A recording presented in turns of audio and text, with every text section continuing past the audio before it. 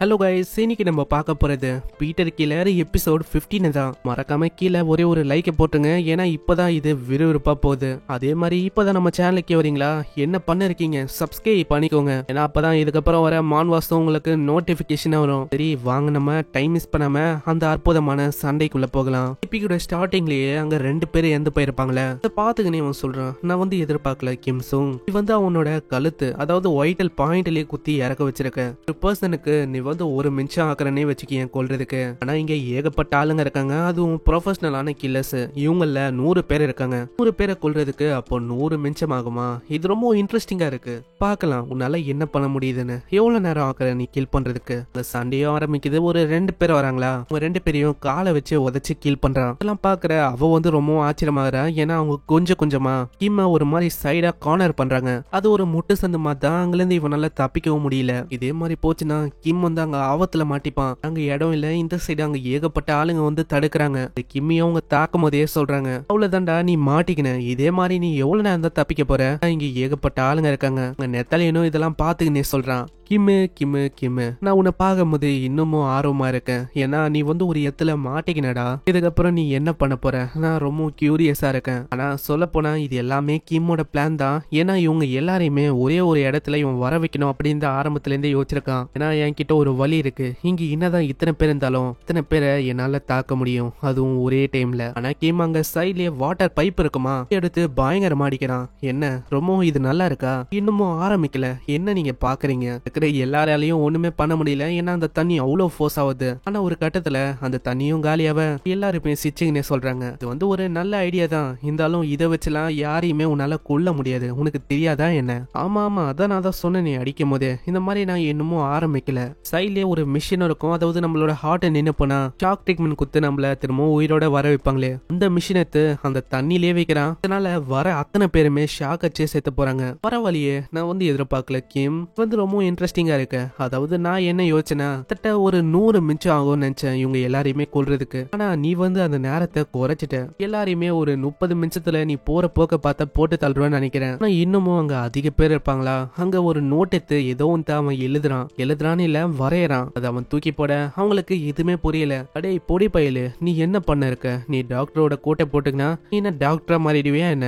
நான் ஆளு அதெல்லாம் அவளைக்கும் கணக்குல, நீங்க வந்து தப்பு கணக்கு போறீங்கன்னு நினைக்கிறேன். நான் ஒன்னு தூக்கி போட்டேன்ல, அங்க ஒண்ணு நான் குத்துனா அவ்வளவுதான், அங்க நிறையவே உங்களுக்கு ப்ளீடிங் ஆகும். அதுக்கப்புறம் நீங்க சீக்கிரமாவே எந்த போயிடுவீங்க.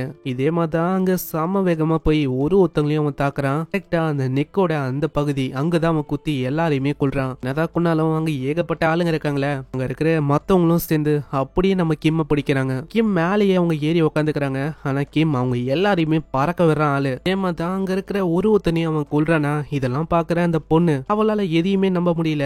இது எல்லாத்தையும் அவ கதை மாதிரி ஒரு லெஜெண்ட பத்தி அவ கேள்விப்பட்டிருக்கா. இப்பதான் நேரடியா இந்த மாதிரிலாம் அவ பாக்குறா. ஒரே ஒரு ஆளு 100 பேருக்கும் மேல நிறைய பேரை அசால்ட்டா அவன் கொலை பண்றான். வந்து கேள்விப்பட்டது ஒரு லெஜெண்ட பத்தி, ஆயிரக்கணக்கான பேரையும் அசால்ட்டா தனியாலாவே அவனால கொல்ல முடியும். அது வேற யாரும் இல்ல, அதுதான் லெஜெண்டரி கில்லர் பீட்டர். ஸ்டார்டிங்ல அவரை பார்க்கும்போது அவர் வந்து வயசானவரு, இவரால பெருசா என்ன பண்ண முடியும் அப்படின்னு தான் யோசிச்சேன். அதுக்கு மேல இதெல்லாம் சும்மா ஒரு கட்டுக்கதை அப்படின்னு யோசிச்சேன். ஆனா அதுக்கப்புறம் தான் எனக்கு தெரியுது, இவனை பார்க்கும்போது அது நம்ப முடியுது.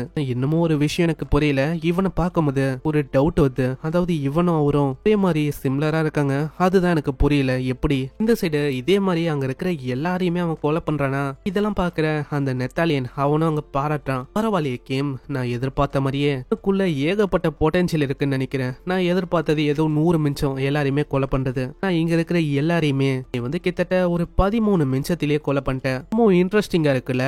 இல்ல நான் ஒன்னும் 100 பேரையும் கொலை பண்ணல, நான் இன்னமும் ஒருத்தருக்கான், அது வேற யாரும் இல்ல, அது நீதான். அதனால நெக்ஸ்ட் நீதான், உன்னையும் நான் கொலை பண்ணோம். இதெல்லாம் கேட்கிற நெத்தாலே நாங்க கடுப்போட உச்சத்துக்கே போறான். எனக்கு இன்னமும் புரியல கிம், நீ வந்து எப்படி தனியால இத்தனை பேரை நீ கொண்டு இருக்க, அதுவும் நீ அவளைக்கும் ஸ்கில்டாவும் இல்ல, உன்னோட ஏஜுக்கு நான் எப்படி உன்னால பண்ண முடியுது? நீ யாருதான் உண்மையிலேயே? உன்னை பார்க்கும்போது வேற ஒரு கண்ட்ரியோட கில்லர் மாதிரியும் எனக்கு தெரியல. அப்படி நீ வேற ஒரு நாட்டோட கில்லரா இருந்தா கண்டிப்பா எனக்கு தெரிய வந்திருக்கும். நான் அது இல்ல.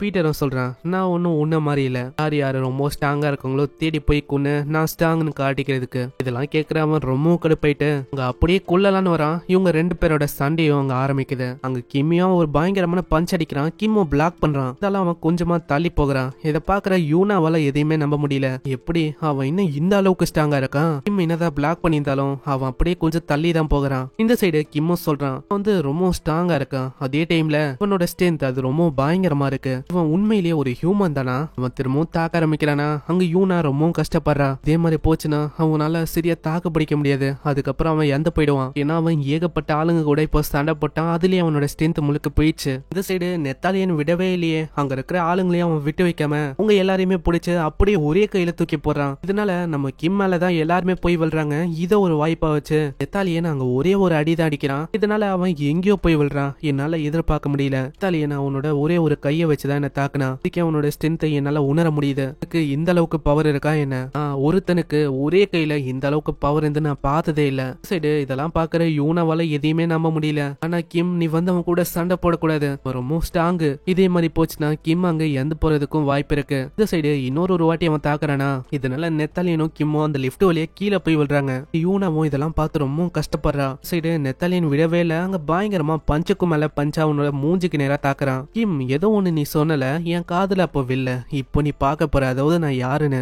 இவன் குத்துற ஒரு குத்துலயும் அந்த லிப்டே ஒரு மாதிரி ஆகுது. மேல யூனாவும் யோசிக்கிறா. இதே மாதிரி போச்சுன்னா நிலமும் வந்து ரொம்ப மோசமாயிடும். வந்து எப்படியாச்சும் கீழே போறதுக்கு ஏதாச்சும் ஒரு வழியை தேடணும். இந்த சைடு அங்க பயங்கரமா குத்திட்டு அங்க போற வழியில அவன் சொல்றான் நான் வந்து உன்னை பார்த்து ரொம்ப கியூரியஸா இருக்குன்னு தெரியுமா?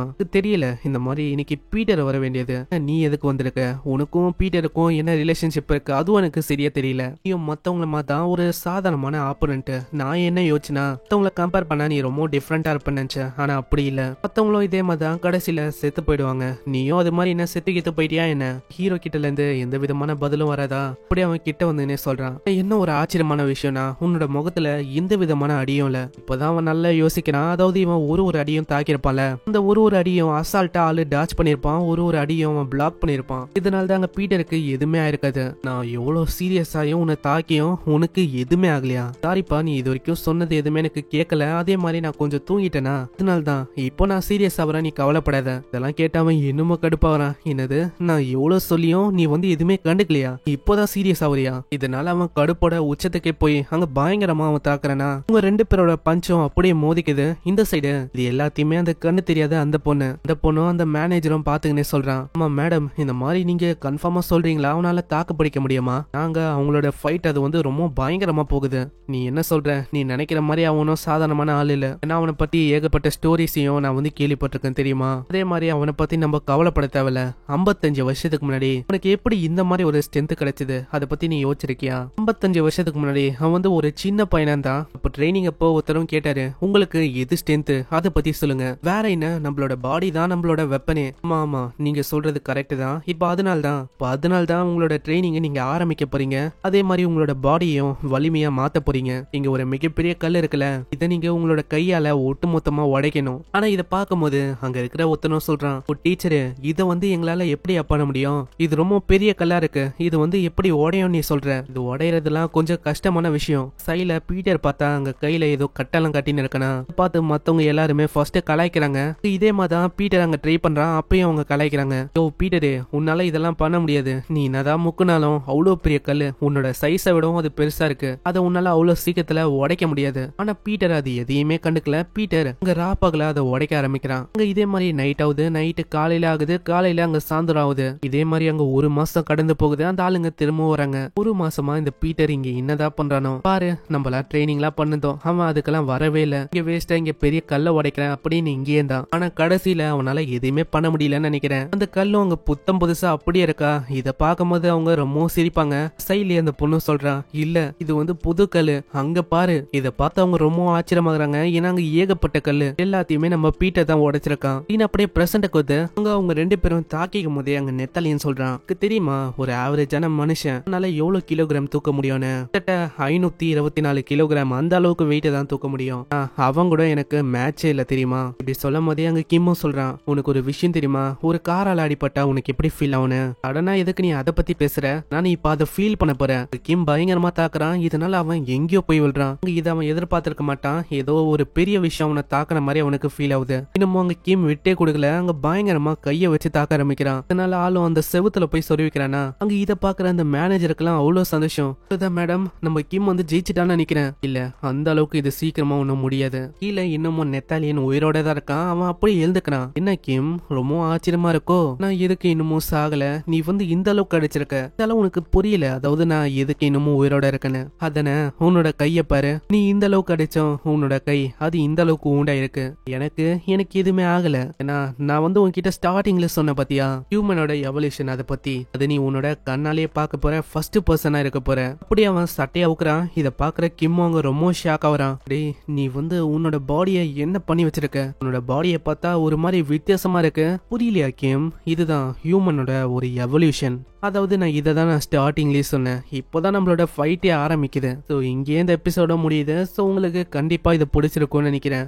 பார்க்கலாம் இந்த மாதிரி ஒரு சூப்பர் பீயிங் கிட்ட கிம்மால ஜெயிக்க முடியுமா முடியாதா, அதை நம்ம பார்க்கணும்னா அதுக்கு நம்ம நெக்ஸ்ட் எபிசோட பார்த்தா தான் நம்மளுக்கு தெரியும். ஸோ மறக்காம கீழே எல்லாருமே ஒரே ஒரு லைக்கை போட்டுருங்க. அவ்வளவுதான், சீசன் 1 முடிய போகுது. உங்களோட ஃபைட் முடிஞ்சோடனே சீசன் 1 முடியும். அதாவது நியூ இயர் அன்னைக்கு இதை நான் கமெண்ட் பண்ணி ஒரு மூவியா அது கூடவே ஒரு 2-3 எபிசோட்ஸ் நான் ஆட் பண்ணி வரேன். அதனால நிறைய பேருக்கு ரீச் ஆகும். சோ இந்த சீரீஸை பத்தி நிறைய பேருக்கு தெரியும். அதே மாதிரி சீசன் 1 பாத்தீங்களா, சீசன் 2 இதை விடவும் கொடூரமா இருக்கும். ஏன்னா அதுல இருக்க வில்லன்ஸ் ரொம்ப பயங்கரமா இருப்பாங்க.